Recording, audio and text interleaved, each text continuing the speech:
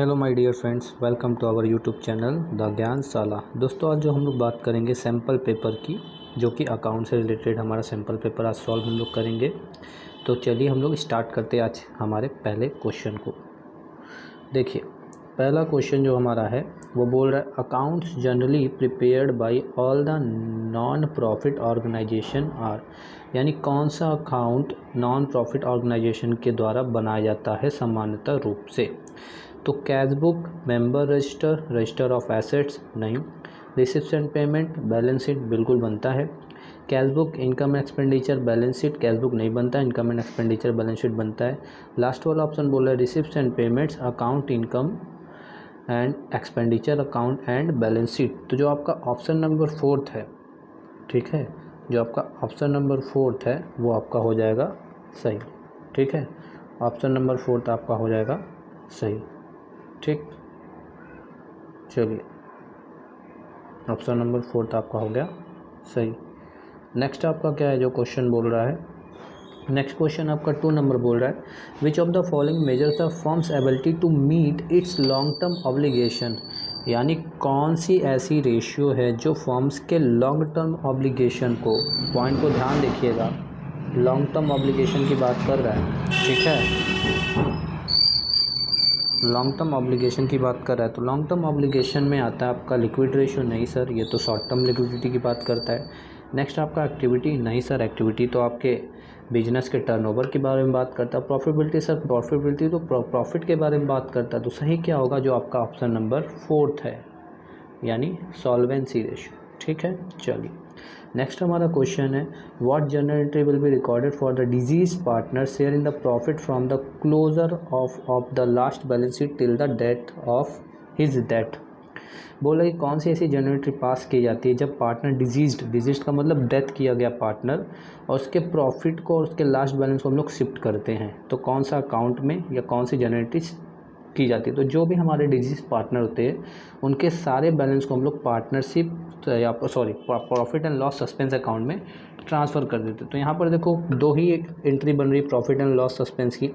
एक बोला deceased partner's capital account debit to profit and loss, and next वाला 4th वाला जो बोल रहा है profit and loss suspense account debit to deceased partner's capital. अब बताओ कि किसी पार्टनर्स को पैसा देना है तो क्या वो कभी, जिस पार्टनर को पैसा मिलना है वो क्या कभी डेबिट होगा? नहीं सर, क्योंकि उसको पैसा मिलेगा तो वो तो क्रेडिट होगा। तो ऑटोमेटिकली जो आंसर हो जाएगा आपका वो आंसर हो जाएगा 4। ठीक है, कॉन्सेप्ट आपके चीज़ें क्लियर होनी चाहिए, आंसर आना बहुत बड़ी बात नहीं, कॉन्सेप्ट आपका क्लियर होना बहुत ज़रूरी है। Identify the formula for calculating goodwill with the help of capitalise method of super profit. देखो यहाँ डायरेक्ट फार्मूला ही पूछ दिया है। तो कैपिटलाइज मेथड का फार्मूला अगर आपको पता होगा तो हम लोग क्या करते हैं, जो कैपिटलाइज मेथड है सुपर प्रॉफिट का, जो भी मेरा सुपर प्रॉफिट का वैल्यू आता है उसको नंबर ऑफ ईयर से डिवाइड इनटू कर देते हैं तो हमारा वैल्यू आ जाता है गुडविल का। तो जो आंसर हो जाएगा यहाँ पर आंसर नंबर सॉरी मैंने रॉन्ग बता दिया, इसका जो आंसर हो जाएगा वो आंसर नंबर 2 हो जाएगा, क्योंकि मेरा जो सुपर प्रॉफिट आता है उसको नॉर्मल रेट ऑफ रिटर्न से मैं डिवाइड करता हूँ इंटू 100 करता हूँ, तो जो मेरा गुडविल का वैल्यू आता है वो सुपर प्रॉफिट कैपिटलाइजेशन मेथड्स के थ्रू आ जाता है। नेक्स्ट हमारा जो है question number 5 assertion and reason. ये बहुत ज़्यादा पूछने वाले, ये क्वेश्चन आप लोगों को रट कर एकदम जाना है। बोल रहा है Sarita private limited issue 15% 10,000 debentures at par ₹100 per debentures. The company suffered a loss but still the directors of the company paid interest on debentures. ठीक है, नेक्स्ट आपका बोल रहा है interest on debenture is a charge against profit and therefore it is payment is not subject to the earning of profit. पहले वाले में बोला कि 15% से मैंने डिवेंचर 10,000 डिवेंचर लिया है, 100 रुपये वाला पर है, भले कंपनी लॉस में जा रही है हमको इंटरेस्ट पे करना है। ये तो जाहिर सी बात है, आपने डिवेंचर लिया तो आपको इंटरेस्ट पे करना ही होगा, ये तो ट्रू है। दूसरा वाला बोल रहा है कि जो इंटरेस्ट है मैंने डिवेंचर पर पेमेंट करना है उसको हम मानकर चल रहे हैं कि प्रॉफिट के अगेंस्ट है, यानी चार्ज मानकर चल रही है, ये भी बात सही है। तो दोनों यहाँ पर क्या हो जाएगा, बोथ आर करेक्ट, दोनों रीजन और असर्शन दोनों ही क्या है, करेक्ट है। चलिए नेक्स्ट मेरा है at the time of admission of a partner if there is any general reserve funds और the balance of profit and loss appearing in the balance sheet it should be transferred to old partners capital and current account is there old profit sharing ratio, ये तो बिल्कुल सही है। जो भी हमारे old partners होते हैं उनका जो भी अमाउंट होता है वो पिछला वाला वो सारे लोगों को ओल्ड पार्टनर्स को ओल्ड रेशियो में डिस्ट्रीब्यूट होता है, ये तो असरसन तो सही है। रीज़न बता रहा है क्या, the general reserve, reserve funds और द बैलेंस शीट या profit and loss accounts are the result of the past profits when the new partner are not admitted. बिल्कुल ये भी सही है, वही मैंने इसका रीज़न भी बता रहा है कि इसलिए हम लोग बांटते हैं क्योंकि पिछला वाला जो पार्टनर्स यानी जो नया वाला आने वाला है उसने उस टाइम वर्क नहीं किया, तो इसलिए जितने भी प्रॉफिट्स होंगे जितने भी रिजल्ट्स होंगे वो सारे ओल्ड पार्टनर्स होंगे। तो यहाँ पर भी जो आंसर होगा आंसर नंबर ए हो जाएगा। ठीक है, चलिए बहुत अच्छे। नेक्स्ट हमारा क्या है, when the number of debenture apply is less than number of debenture offered to public issued to set be. ये तो एकदम इजी यार, तुम लोगों को तो आना चाहिए। जो मैंने इशू किया है और उससे कम नंबर के लोगों ने सब्सक्रिप्शन भेजा तो वो अंडर सब्सक्रिप्शन होता है, ये तो बिल्कुल ईजी क्वेश्चन है। नेक्स्ट मेरा बोल रहा है ABC are 3 partners sharing profits and losses in the ratio 3:1। B retires from the firm. Suppose A and C purchase the share of retiring partners equally. What is the new profit sharing ratio? देखो ये लोग अगर तुम लोग लगाए नहीं हो तो लगा देना, बहुत ईजी कॉन्सेप्ट है। क्या होता है यहाँ पर 3:1 ओल्ड पार्टनर्स है, B रिटायर हो रहा है, जो गया उसके बाद जो बचा हुआ होता है वही हमारा हो जाता है ओल्ड पार्टनर्स। लेकिन यहाँ पर क्वेश्चन में बोल दिया कि इक्वली बांट रहे, तो यहाँ पर अगर डिटरमाइन किया तो कुछ नहीं करना है, जो गेन वाला बंदा है 1+2 दोनों में ऐड कर दो, आंसर अपने आप आ जाएगा। सर नहीं समझना है, देखो कैसे होगा। तो जो 8 नंबर है तुम्हारा, पहले इसका आंसर मैं बता दूँ, इसका आंसर हो जाएगा 2:1। ठीक है, क्योंकि दोनों को बराबर मिलना है तो दोनों के रेशियो में कोई चेंजेस नहीं आएगा। ठीक है, 2:1 ही होगा। न्यूमेरिकल बस आप लोग देख लो, न्यूमेरिकल अगर आपको नहीं समझ में आएगा तो मैं एक न्यूमेरिकल का पर्टिकुलर वीडियो बना दूंगा। ठीक है, बोल रहे final account which constitutes the financial statements of not for profit organisation at the end of the year. यानी फाइनल अकाउंट जो हम लोग बनाते हैं एक फाइनेंशियल स्टेटमेंट के अकॉर्डिंग, जब वो नॉन प्रॉफिट ऑर्गेनाइजेशन है तो उसके लिए क्या क्या बनाना ज़रूरी हो जाता है। तो उसके लिए फाइनली जो अकाउंट वो बनाता है उसके लिए receipts and payments, income and expenditure और बैलेंस शीट बनाना जरूरी आता है। तो यानी ऑप्शन नंबर 4 है। What is the nature of premium on redemption और डिवेंचर अकाउंट। बहुत ही मोस्ट इंपॉर्टेंट, इसको मैं बोल देता हूँ, ये क्वेश्चन बहुत बार पूछ चुका है तो आप इसको याद करके रखिए। प्रीमियम ऑन रिडम्पशन क्या होता है, आपका पर्सनल अकाउंट होता है, बिल्कुल आप याद रख के चलेंगे। ठीक है, इस कॉन्सेप्ट को आपको भूलना नहीं है। फिर बोल रहा है नेक्स्ट आपका average payment period is particularly useful for since it helps in knowing bill paying patterns of the firm. बोला कि जो एवरेज पेमेंट पीरियड है वो किसके लिए यूजफुल हो जाता है। अगर हम मान लो एवरेज पीरियड जो भी निकालते हैं बिल पेमेंट का, आप लोग पढ़े होगे एवरेज पेमेंट ऑफ ड्राइंग्स, ये सब चीज़ें किसके लिए हेल्पफुल है, या बिल्स पेबल का मैंने डेट निकाला तो ये किसके लिए हेल्पफुल है, क्योंकि रेशियो एनालिसिस में भी एवरेज पेमेंट पीरियड निकलता है, तो किसके लिए हेल्पफुल होता है। तो इसका आंसर क्या होना चाहिए, इसका आंसर होना चाहिए दोनों के लिए, यानी जो सप्लायर्स है और जिसने लिया भी है, यानी जिसने दिया है और जिसने लिया है, दोनों के लिए बेनिफिट होता है, क्योंकि उसको कुछ टाइम मिल जाता है, एक्सेस कह दो या एक एवरेज टाइम मिल जाता है, उतने टाइम में वो पेमेंट कर देता है, और सप्लायर को भी ये रहता है कि चलो भाई मेरे इतने टाइम बाद पेमेंट आ जाएगा, दोनों के लिए बेनिफिशियल होता है। ठीक है, चलिए नेक्स्ट मेरा है on dissolution if a partners undertakes to make payment of a liability of the firm is debited to. Dissolution के टाइम जिस पार्टनर्स ने लाइबिलिटी ली है कि वो सारे फॉर्म्स के पेमेंट को करेगा, तो हम उसको डेबिट कहाँ पर करते हैं, ये क्वेश्चन पूछ रहा है। ठीक है, तो पहली बार डिसोल्यूशन में अकाउंट कौन सा बनता है, सर प्रॉफिट एंड लॉस नहीं बनता बेटा, पार्टनर्स कैपिटल बनता नहीं, कैश अकाउंट बनता नहीं, कैश अकाउंट बनता है फाइनल में बनता है, लेकिन एंट्री जो होनी चाहिए वो कहाँ होगी, रियलाइजेशन में, क्योंकि जितने भी खर्च होते हैं वो सारे रियलाइजेशन के डेबिट में जाते हैं और जितने भी इनकम होते हैं वो रियलाइजेशन के क्रेडिट साइड जाते हैं। ठीक है, चलो तो यहाँ पर जो डेबिटेड वाला बोला गया है, पेमेंट जो करने की लाइबिलिटीज़ बोले रहा है उसको हम लोग डेबिट करेंगे, क्योंकि वो पेमेंट करेगा, उसको हम बाद में पेमेंट करेंगे। ठीक है, इसलिए हम लोग क्या करते हैं, उसको डेबिट करते हैं। ठीक है sir. Average profits of a firm during the last few years are 15,000 and the normal rate of return in similar is 5%. The goodwill of the firm is rupees 1 lakh. 5-year purchase of super profit, find the capital employed by the firm. ये देखो question तुम लोग लगा लेना, मैं answer इसका टिक कर देता हूँ, 6 लाख आएगा। अब 6 लाख कैसे आएगा आप लोग देख लेना, करना क्या है, देखो कुछ भी नहीं करना है। क्वेश्चन बोला क्या है कि लास्ट फ्यू ईयर्स में मैंने 50,000 रुपये कमाए हैं, ठीक है। एवरेज प्रॉफिट मतलब कुछ साल का एवरेज प्रॉफिट होगा 50,000, ठीक है। नॉर्मल रेट ऑफ रिटर्न मेरा 5% है और फर्म की जो गुडविल है वो 1,00,000 है, ठीक है। और 5 ईयर परचेस से मुझे सुपर प्रॉफिट निकालना है, तो आप जो निकालोगे आंसर आ जाएगा, ठीक है। अगर डाउट होगा तो आप पूछ सकते हो, मैं इसका बता दूँगा, क्योंकि वीडियो बहुत ज़्यादा लंबी हो जाएगी अगर न्यूमेरिकल को सॉल्व कराने लगे तो। Analysis of any financial statement comprises, बोल रहा है कि जो फाइनेंशियल स्टेटमेंट्स है उसमें हम किन किन चीज़ों का एनालिसिस करते हैं या किन किन एलिमेंट्स का हम लोग एनालिसिस करते हैं। तो जो इसका आंसर हो जाएगा वो होता है, हम लोग बैलेंस शीट का भी करते हैं, प्रॉफिट एंड लॉस का भी, और ट्रेडिंग एंड पीएल अकाउंट्स के भी चीज़ों को करते हैं। Analysis involve the comparison of different firms financial ratio at the same point of the time, यानी बोल रहा है जो एनालिसिस होता है मेरा, ठीक है, वो डिफरेंट फर्म्स का अगर हम जो कंपैरिजन करा रहे तो उस एनालिसिस को हम लोग फाइनेंशियल रेशियो में कौन सा नाम देते हैं, तो उस रेशियो को हम लोग क्या बोलते हैं, बताओ बच्चों, क्रॉस सेक्शनल। इसी को हम लोग क्या बोलते हैं, common size statement, inter-firm analysis भी बोलते हैं, ठीक है। चलिए नेक्स्ट मेरा टॉपिक है जो वो है, नेक्स्ट क्वेश्चन मेरा 16 number. A and B are partners sharing profits in the ratio 3:2. C is admitted. C gets 320 share from A 120 and जो रिमेन्स है वो B से ले रहा है। तो कैलकुलेट सेक्रीफाइसिंग रेशियो, आप इसको कैलकुलेट कर देना, नहीं समझ में आएगा तो मैं चीज़ें बता दूंगा। देखो न्यूमेरिकल पार्ट मैं सॉल्यूशन इसलिए नहीं कर रहा हूँ क्योंकि वीडियो बहुत ही ज़्यादा लंबी हो जाएगी, जो आप देखना पसंद नहीं करेंगे। मुझे ज़्यादा से ज़्यादा आपको कंटेंट देना है, ठीक है। सॉल्यूशन नहीं आएगा तो मैं उसका सेपरेट वीडियो बनाने के लिए तैयार हूँ, आप मुझे कमेंट सेक्शन में कमेंट दे सकते हैं, लेकिन मेन मेरा एम है कि आपको ज़्यादा से ज़्यादा क्वेश्चन मैं सॉल्व करा सकूँ।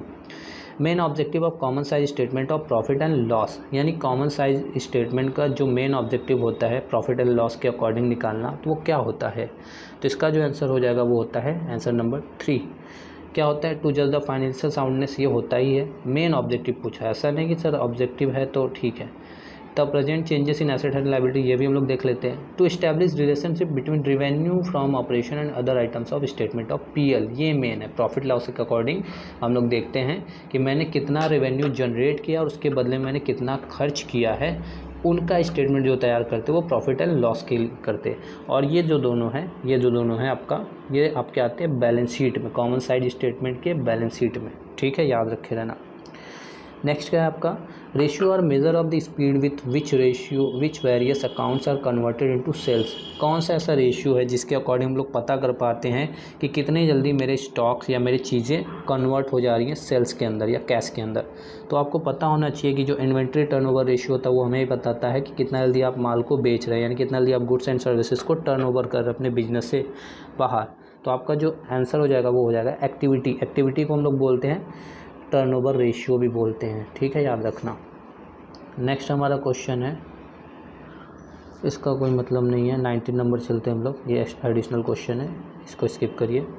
19 नंबर क्वेश्चन बोल रहा है, अच्छा सॉरी इसी क्वेश्चन से रिलेटेड था, सॉरी 90 नंबर क्वेश्चन का बोल रहा है, पहले आप क्वेश्चन पढ़ लीजिए। जो संगीता लिमिटेड है उसने इनवाइट किया है एप्लीकेशन के लिए 60,000 शेयर का 10 रुपये पर पे, और अमाउंट उसने 2 रुपये 3 रुपये 5 रुपये रखे, जो कि एप्लीकेशन है 92,000। तो पहली बात ओवर सब्सक्रिप्शन का केस हुआ। अब अलॉटमेंट उसने किया है कि जो 40,000 शेयर वाले उनको पूरा दिया है, 50,000 वालों को 40%, 50,000 का कितना होगा बच्चों, निकाल कर बताइए आप लोग। 50,000 का अगर देखा जाए 40% तो आपका होता है 4 पंजे 20,000 हुआ, ठीक है सर, 20,000 हो गया। और बचे वाले 2 लाख को उसने कुछ भी नहीं दिया, वो लौटा दिया, ठीक है sir. 1,08,000 was realised on account of allotment excluding the amount carried from application money and 2,50,000 on account of call. The director decided to forfeit share of those applicants to whom full allotment was made and on which allotment money was overdue। देखो numerical का बहुत ज़्यादा ये आपका time taking है, मैं answer बता देता हूँ, वैसे आप लोग कर लेना, मैं आंसर बता देता हूँ, ठीक है। 19 का आंसर आपका पहली बार मैंने बोल दिया, ओवर सब्सक्रिप्शन का केस है, ये हो गया। फिर नेक्स्ट बोला how many share will be issued for the applicants on 50,000 share, तो कितने शेयर मैंने निकाले थे, 50,000 का शेयर मैंने अभी बताया था, 40% निकालोगे 20,000 आएगा, ये भी मैंने बता दिया था। How much allotment amount is already receive during the, ये आपको निकालना होगा, तो इसका आंसर मैं बता देता हूँ, आप लोग निकाल लीजिएगा, 60,000। फिर what amount is receive at the time of first and final call, तो क्या अमाउंट होगा फर्स्ट एंड फाइनल कॉल का, तो इसका जो आंसर हो जाएगा वो आपका हो जाएगा 2,50,000, ठीक है। और नेक्स्ट आपका है, इसी से पूछ रहा है बस इतना ही क्वेश्चन था। अब नेक्स्ट हमारा नॉन रिकरिंग नेचर या lump sum and once and for all amount paid as a membership fee instead of paying regular periodic subscription is called. बोला कि जो नॉन रिकरिंग नेचर का है, जो कभी कभी मिलता है, या वंस फॉर ऑल एक बार मिलता है, amount paid as membership fee instead of paying regular periodic subscription is called. तो ऐसे पीरियडिक सब्सक्रिप्शन को हम लोग क्या बोलते हैं, जो एक कभी कभी मिलता है, जो नॉन रिकरिंग नेचर का है। तो आप लोग पढ़े होंगे लाइफ मेंबरशिप क्या होती है, एक बार आपने दिया, वो भी सब्सक्रिप्शन ही होता है लेकिन एक बार आपको देना पड़ता है, पर्टिकुलर कंपनी में आपको, नॉन एनपीओ में आपको एक बार देना होता है। The court can make an order to dissolve the firm when. कब एक कोर्ट ऑर्डर दे देती है कि एक फर्म को डिसॉल्व किया जाए, ये क्वेश्चन पूछ रहा है। Some partner have become fully made, a partnership deed is fully followed, continue partner profits are expected, the firm is running a legal business. तो इसका जो आंसर होता है कि जब एक बंदे को छोड़कर सारे इंसॉल्वेंट हो जाएं, या सारे कह दो कि गिल्टी हो जाए, गिल्टी मतलब कॉन्वे कह दो कि अपराधी हो जाए, या सारे पागल हो जाए। तो यहाँ पर पागल वाला जो पहला केस दिया है, इस केस में कोर्ट आपको ऑर्डर देती है कि नहीं भैया आपको करना ही होगा, या आपका लीगल बिजनेस ना हो तब भी, ठीक है। लेकिन यहाँ पर तो जो फोर्थ वाला ऑप्शन दिया वो लीगल दिया, इसलिए मैंने उसको नहीं लगा सकता, इलीगल होता तो सही रहता है आंसर वो भी।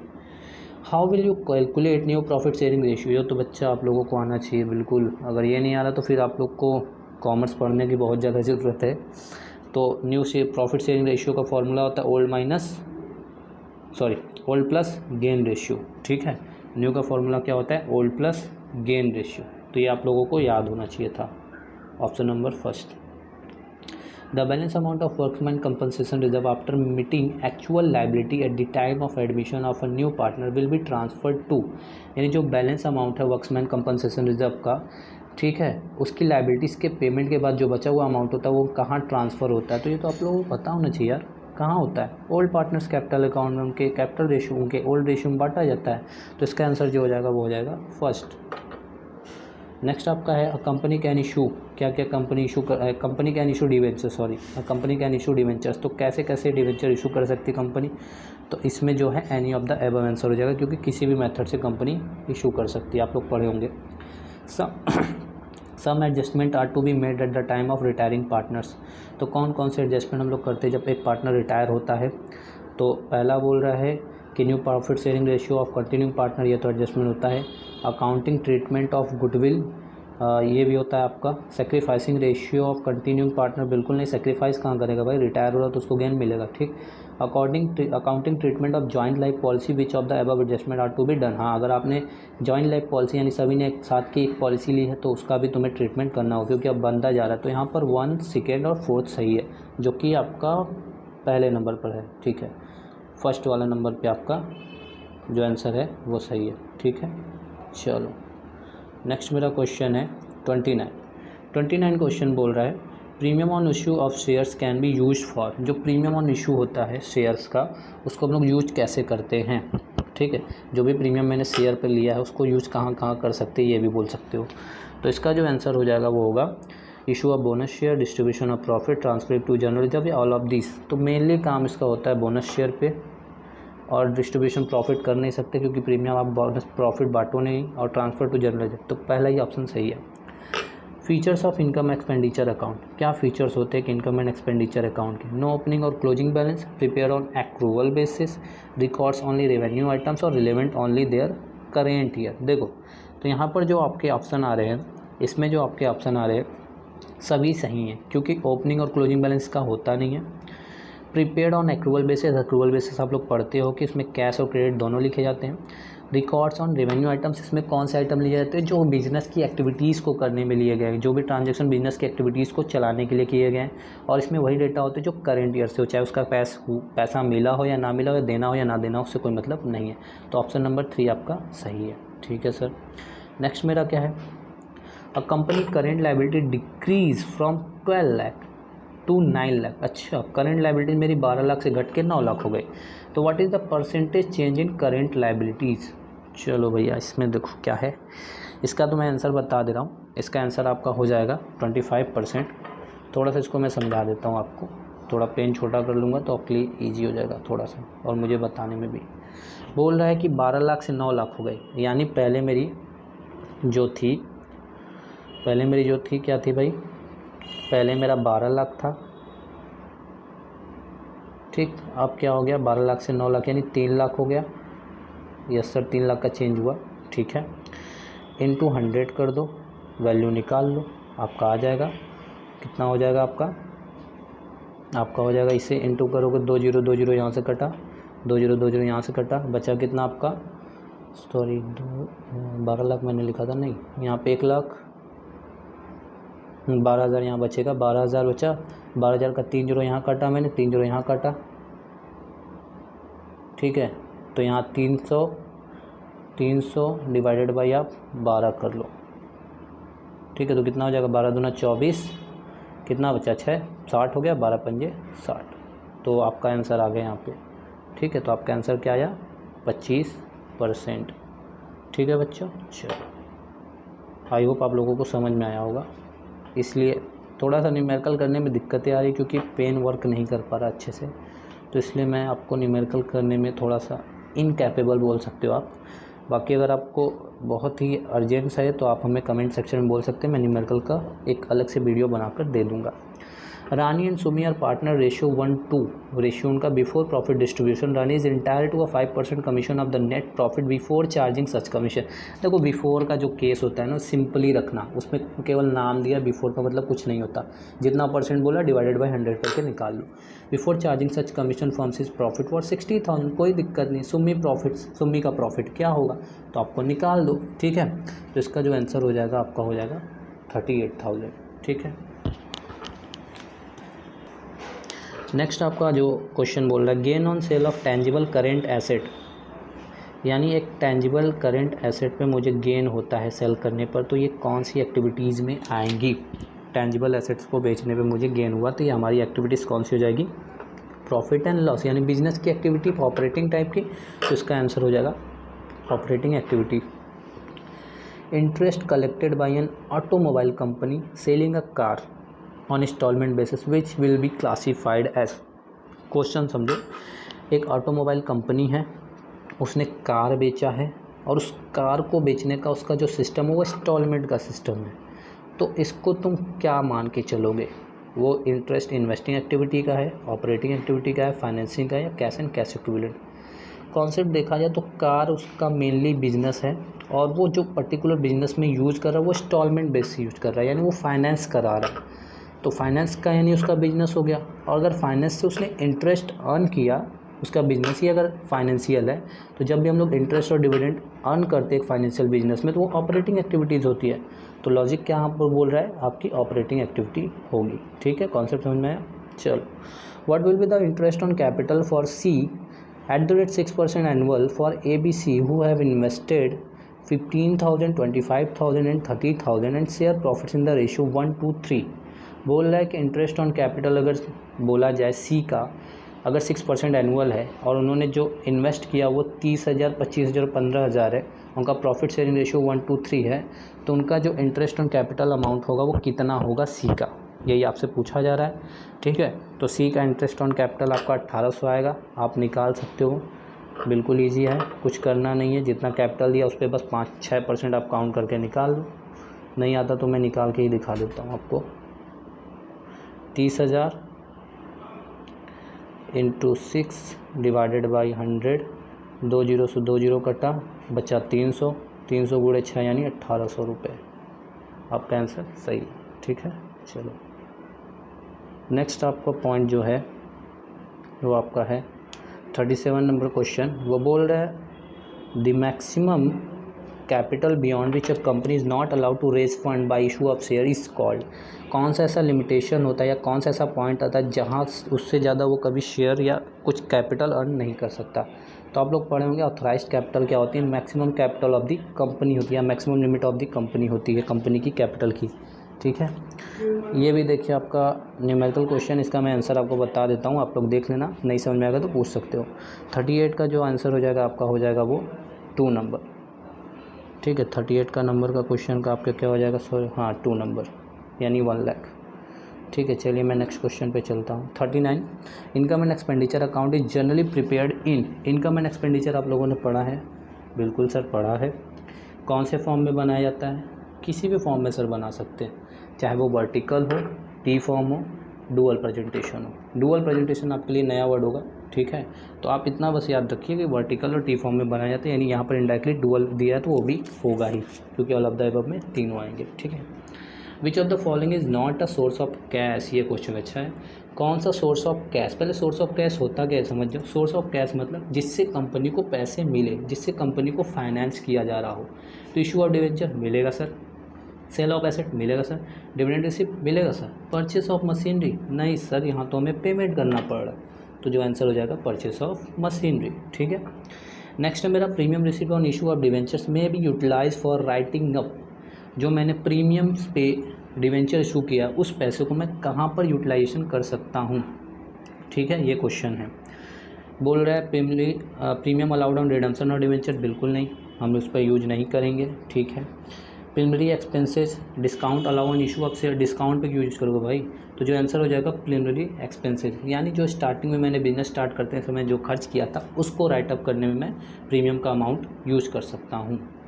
विच of the following factor do not affect the goodwill of the firm? कौन सा ऐसा फैक्टर्स है जो बिजनेस को गुडविल को इफेक्ट नहीं करेगा? कॉम्पिटेंट एंड कैपेबल मैनेजमेंट, ये तो इफेक्ट करेगा, अगर भैया इनकम्पिटेंट है या तुम्हारा मैनेजमेंट अच्छा से नहीं तो वहाँ पर गुडविल को कर सकता है इफेक्ट, ठीक है। फेवरेबल लोकेशन, बिल्कुल, अगर बनारस में आप रह के बनारसी साड़ी बेचोगे तो आपकी गुडविल इंक्रीज़ होगी। अब यहाँ पर अगर आप अलग बिजनेस करते हो तो यहाँ पर जैसे आप मान लो बनारसी साड़ी आप कहीं और जाकर बेचते हो तो उतना फेवरेबल नहीं होगा, तो लोकेशन का भी आपको गुडविल पर इफेक्ट होता ही है। फेवरेबल कॉन्ट्रैक्ट्स, बिल्कुल, कॉन्ट्रैक्ट भी आपका अच्छे से होना चाहिए, मतलब जिससे आप कर रहे हो वो कैपेबल है कि नहीं, वो आपके साथ बिजनेस करना चाहता है कि नहीं, और वो कौन सा बंदा है, कभी आप क्रिमिनल से तो नहीं करो, अगर क्रिमिनल से करोगे तो ऑटोमेटिक तुम्हारी गुडविल डाउन हो जाएगी, ठीक है।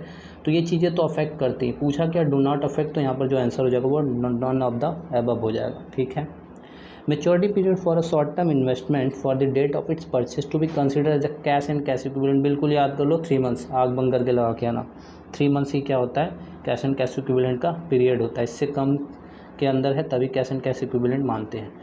44 नंबर आपका न्यूमेरिकल है, इसको भी मैं बस आंसर टिक करा देता हूँ, आप लोग सॉल्यूशन देख लेना, नहीं समझ में आएगा तो मैं बता दूंगा। 45 क्वेश्चन बोल रहा है how goodwill is recorded on the retirement of partners, यानी रिटायर हो रहा है पार्टनर्स तो मैं गुडविल का ट्रीटमेंट कैसे करूँगा, ठीक है। जर्नल एंट्री पूछ रहा है आपसे डायरेक्ट, तो जर्नल एंट्री क्या होती है, जो रिटायर पार्टनर्स होता है उसको पैसे मिलते हैं, और जो ओल्ड पार्टनर्स होते हैं, जो गेनिंग पार्टनर बोल सकते हो, ओल्ड नहीं गेनिंग पार्टनर होता है, वो पैसा देता है, तो पहला वाला ही एंट्री आपका सही हो जाएगा। ओल्ड पार्टनर्स दे रहा है यानी गेनिंग वाला, तो उसका कैपिटल करेंगे डेबिट उतने अमाउंट से, क्योंकि उतना पैसा उसका घटेगा। देन रिटायरिंग पार्टनर्स को पैसे मिलेंगे तो उसकी कैपिटल अकाउंट में इंक्रीजमेंट आएगी यानी उसका कैपिटल क्रेडिट होगा, तो ये पहला वाला एंट्री सही है। नेक्स्ट है मेरा 46 नंबर, जस्ट वेट, ठीक। 46 नंबर क्वेश्चन बोल रहा है excess value of net asset over purchase consideration at the time of purchase of business is credited to. अगर मैंने नेट एसेट जो परचेस किया है उसके लिए मैंने एक्सेस वैल्यू अगर पेमेंट किया है on the time of purchase business के, तो वो मेरा क्या वैल्यू कहलाएगा और उसको हम क्रेडिट किस में करेंगे, यही क्वेश्चन है। तो अगर आपने एक्सेस पेमेंट किया है यानी आपका जो वैल्यू है नेट एसेट का वो ज़्यादा है और अपने परचेस कंसिडरेशन उसके अकॉर्डिंग कम दिया, ये कह सकते हो, ठीक है। मैंने अपोजिट बोल दिया था, सॉरी उसके लिए। यानी जो आपका एसेट का वैल्यू है वो ज़्यादा है लेकिन आपने उसको परचेस करने में कम वैल्यू दिया है, तो आपका कैपिटल यानी बेनिफिट हो जाता है, तो इसका आंसर हो जाएगा कैपिटल रिजर्व, ठीक है। नेक्स्ट है 47, बस हम लोग का आज ख़त्म होने वाला है। Payment of honorariums of security is, अगर ऑनरियम सिक्योरिटी का मैंने पेमेंट कर रहा है तो वो कौन सा नेचर का है आइटम, ठीक है। तो ये होता है तुम्हारा रेवेन्यू एक्सपेंडिचर, ठीक है, रेवेन्यू एक्सपेंडिचर। नेक्स्ट आपका ये भी न्यूमेरिकल नहीं है, ठीक है, न्यूमेरिकल नहीं है, इसको पढ़ के मैं बताता हूँ। In case of dissolution of partnership there was a no workman compensation fund and firm had to pay ₹3000 as a compensation to works where will be 3000 recorded in the books of account. Firm dissolve हो रहा है और कोई मैंने workmen compensation fund नहीं बनाया था और मुझे 3000 का कंपनसेशन पेमेंट करना पड़ रहा है, तो मैं इसे बुक में कहाँ पर रिकॉर्ड करूँगा। देखो बच्चों, अगर तुमने पेमेंट किया है तो इनडायरेक्टली वो क्या हुआ, तुम्हारा लॉस हुआ। और लॉस हुआ। अब केस क्या है, डिसोल्यूशन ऑफ पार्टनरशिप का। तो डिसोल्यूशन में कौन कौन से अकाउंट बनते हैं, डिसोल्यूशन में आपके रियलाइजेशन बनते हैं, कैश अकाउंट बनते हैं, पार्टनर्स कैपिटल अकाउंट बनते हैं और लास्ट में आपके बैलेंस शीट बनते हैं, अगर बचते हैं कुछ तो ठीक है, नहीं तो 3 ही अकाउंट बनते हैं। तो यहाँ पर जो खर्च की बात हुई तो रियलाइजेशन के डेबिट साइड हम लोग पेमेंट वाला सारा दिखाते हैं, तो यहाँ पर हो जाएगा debit side of realisation account. ठीक है, अब बोल रहा है टोटल एसेट, अगर हरभजन सिंह आ गया यहाँ पर, हरभजन लिमिटेड का 16 लाख है टोटल एसेट और उसमें फिक्स एसेट अगर 24 लाख है, तो what will be the percentage of fix asset on total asset. बिल्कुल ईजी है यार, करो क्या तुम, 24,000 ऊपर रख दो। मान लो मैंने 24 के सारे जीरो कट गए और 60 के सारे जीरो कट गए, 2 बचे, 60 इंटू 100 कर लो यार, इसमें क्या दिक्कत है। मान लो इसके भी मैंने एक जीरो काट दिया, अब ये 10 बचा यानी कितना हो गया, ये पेन छोटा लेता हूँ, 240 हो गया। ठीक है, 240 डिवाइडेड बाई 6 कर लो, आ जाएगा आपका कितना आंसर, 6 चौका 24, 40%। देखो 40% है क्वेश्चन में, यस सर 40% है, आपने तो कर दिया, वाह सर। चलो तो इसका आंसर हो जाएगा आपका 14%। थोड़ी बहुत मुझे भी अकाउंट आती है शायद। चलिए लास्ट है आपकी, how is the goodwill on the firm created. Okay, last question है, थोड़ा भारी भरकम, कोई नहीं कर लेंगे। बोल रहा है कि goodwill of the firm create कैसे की जा सकती है, due to reputation of the firm, extra earning capacity of the firm, both A and B and neither 1 और नॉट 2। बिल्कुल दोनों से होगा भाई, तो आंसर नंबर सी आपका ही सही है, यानी 3 वाला। चलो तो दोस्तों हम लोगों ने आज अपना मॉडल या कह दो सैम्पल पेपर फर्स्ट कंप्लीट कर लिया है। आप लोगों को अगर इस सैम्पल पेपर में कहीं भी डाउट है तो आप अपने डाउट्स को कमेंट सेक्शन में कमेंट करके पूछ सकते हैं या हमारे व्हाट्सएप नंबर पे व्हाट्सएप करके पूछ सकते हैं। अनदरवाइज़ अगर आपको वीडियो में कुछ भी प्रॉब्लम्स आ रहे हैं, नहीं समझ में आ रहा है, वो भी चीज़ें आप कमेंट सेक्शन में पूछ सकते हैं। अगर आपको वीडियो हमारी पसंद भी आ रही है तो प्लीज़ आप हमें कमेंट कर भी सकते हैं और कुछ अगर सुधार चाहिए तो उसके लिए भी कमेंट कर सकते हैं। प्लस अगर आपको हमारी वीडियो पसंद आ रही है तो हमारे चैनल को सब्सक्राइब करिए, वीडियो को लाइक करिए और ज़्यादा से ज़्यादा शेयर करिए ताकि आप जैसे लोगों की और हेल्प हो जाए, क्योंकि हम लोग फ्री ऑफ कॉस्ट आपको इन्फॉर्मेशन और नॉलेज गेन करने का एक मौका दे रहे हैं। तो बस यही कहेंगे, सब्सक्राइब करिए, लाइक करिए। Thank you very much.